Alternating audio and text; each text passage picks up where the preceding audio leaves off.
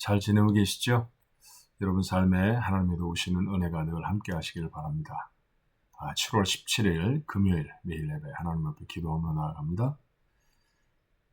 저희를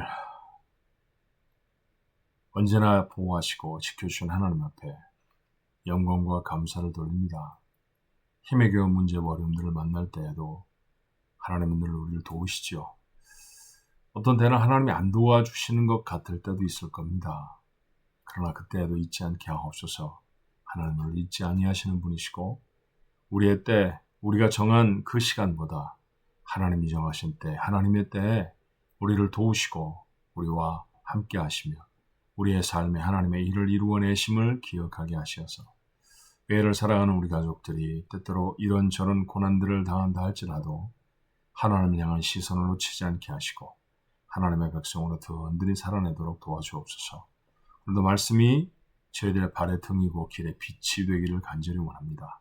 하나님 앞에 기도할 때 주께서 우리의 마음을 넓히셔서 기독케 하시는 것들로 주 앞에 나아가는 귀하고 복된 시간이 되게 하여 주옵소서. 예수님의 이름으로 간절히 기도하옵나이다. 아멘.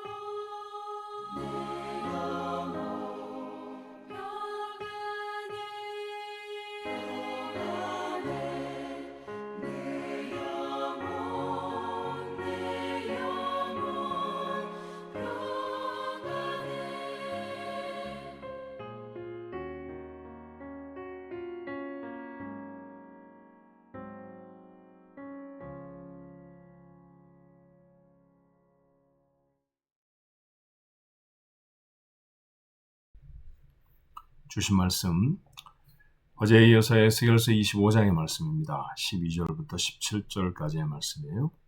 에스겔서 25장 12절로 17절의 말씀. 한 목소리로 같이 읽을까요? 주 여호와께서 이같이 말씀하셨느니라. 에돔이 유다 족속을 쳐서 원수를 갚았고 원수를 갚음으로 심히 범죄하였도다. 그러므로 주 여호와께서 이같이 말씀하셨느니라. 내가 내 손을 에돔 위에 펴서 사람과 짐승을 그 가운데에서 끊어 대만에서부터 황폐하게 하리니 드단까지 칼에 엎드러지리라.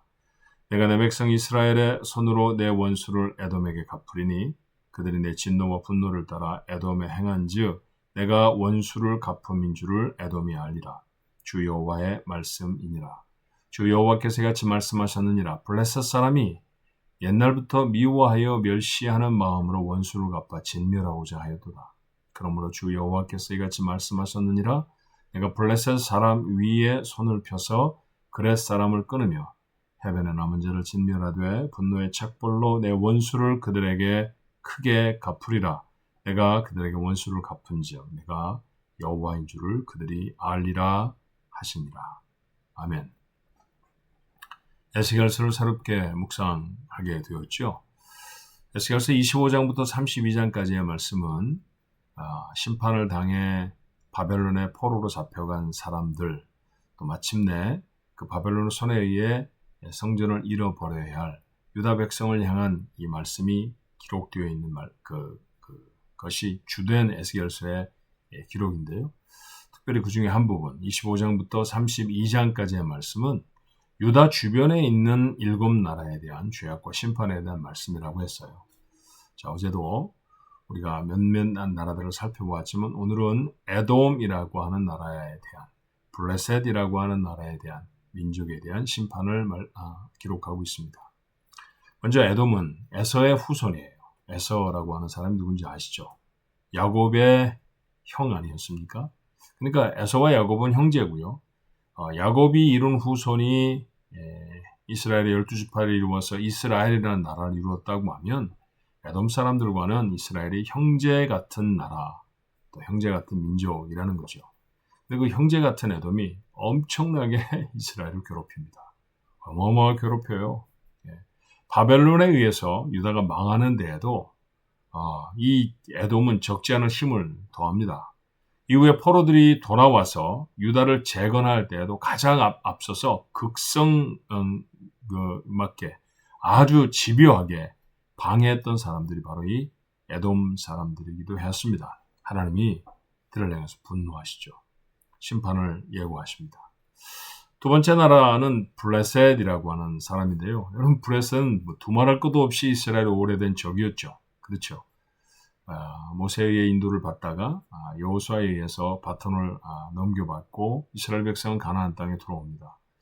자, 정복 전쟁을 마치고 난 다음에도 한동안 이스라엘에는 왕이 없었어요. 그래서 이스라엘 백성을 다스리던 사람들을 사사라고 우리는 알죠.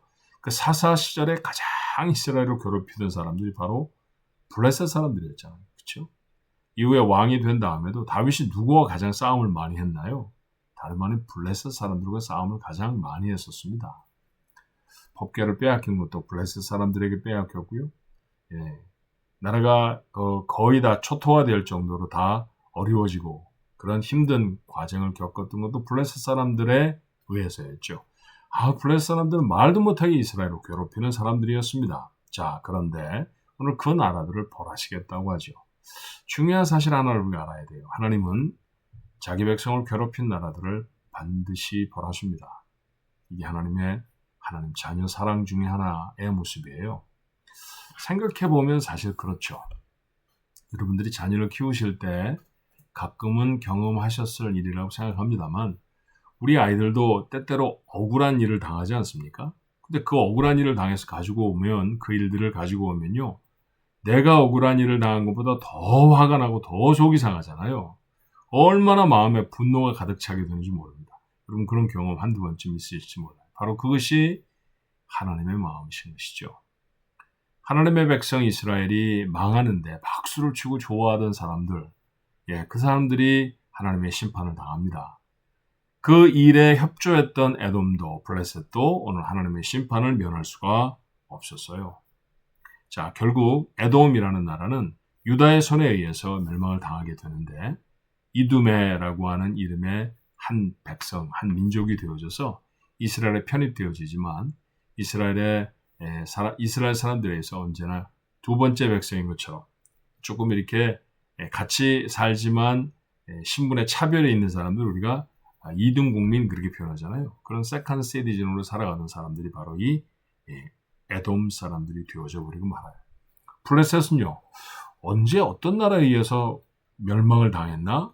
그 기록을 제대로 찾아볼 수 없을 정도로 소리 소문 없이 사라져버리게 된 나라가 바로 이 블레셋이라고 하는 나라입니다. 근데 여러분 저는 이런 생각을 하게 됐어요.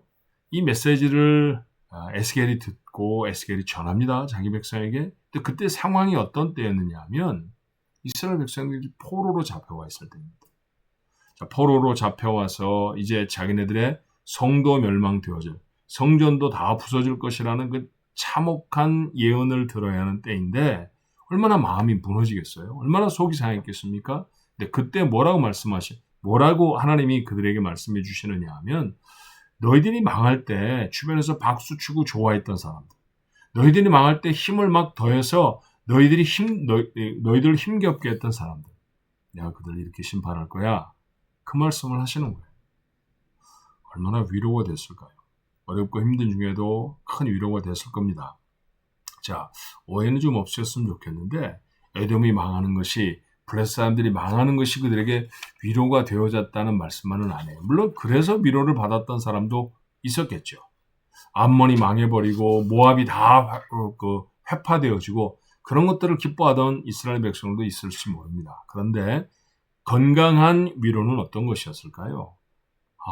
하나님이 여전히 우리를 자녀로 기억하시는구나. 포로로 잡혀왔습니다. 나라가 잃어버렸어요. 하나님이 우리를 다 버리셨나? 그렇게 생각하던 때였을 것입니다. 근데 하나님이 주변의 나라들, 너희들 어렵게 했기 때문에 내가 심판할 거야 라는 메시지를 담아서 에스겔에게 전하라고 하셨고 에스겔이 전합니다. 그 말씀 들었던 이스라엘 백성, 우리가 여전히 하나님의 백성이구나. 여전히 하나님이 우리 편이 되어주시는구나. 하나님이 내 편이라고 하는 사실은 희망이 없던 이스라엘 백성들에게 얼마나 큰 위로가 되었을지 모릅니다. 살아가면서 이유를 잘 알 수 없는 고난과 어려움을 당하잖아요. 언제쯤 이 고난과 어려움이 끝날지 모를 때 우리는 더 많이 절망하게 되죠. 오늘 그런 심정으로 에스겔서를 읽었다고 하면 같은 위로가 여러분에게 있으시기를 바랍니다. 그래요. 하나님은 여전히 우리 하나님이시고요.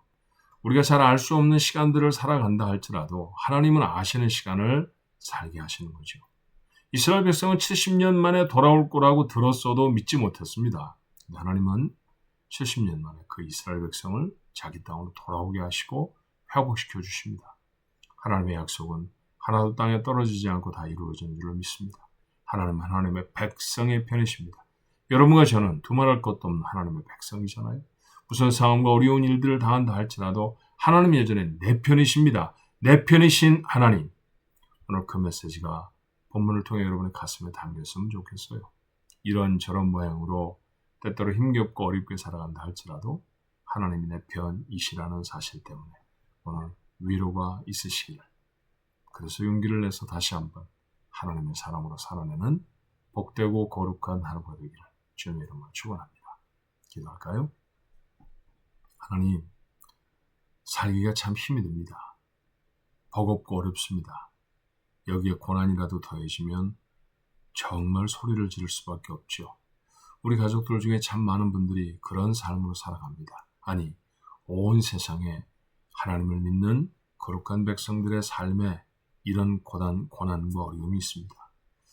그런데 에스겔서의 메시지를 읽으며 여전히 하나님이 우리 편이시라는 사실을, 우리가 여전히 하나님의 자녀라고 하는 사실을 메시지를 통해 알게 하시니 감사합니다. 하나님, 보여지는 상황 때문에 두려워하고 절망하여 아버지는 우리의 무릎이 흔들려지지 않게 하여 주시옵시고, 그 상황에도 그 사건에도 불구하고 나를 도우시고 내 편이 되어주실 우리 하나님 때문에 담대히 사는 우리 가족들 모두가 되어지도록 하나님 도와주옵소서. 다시 한번 용기를 주옵소서. 허락되어진 시간을 하나님의 사람으로 살아낼 수 있는 힘을 저에게 허락해 주셔서 하나님께 영광이 돌려지는 복된 인생들, 우리 가족 모두의 삶이 되어지도록 축복하옵소서. 우리의 인생을 주 앞에 맡겼고 예수님의 이름으로 간절히 기도하옵나이다.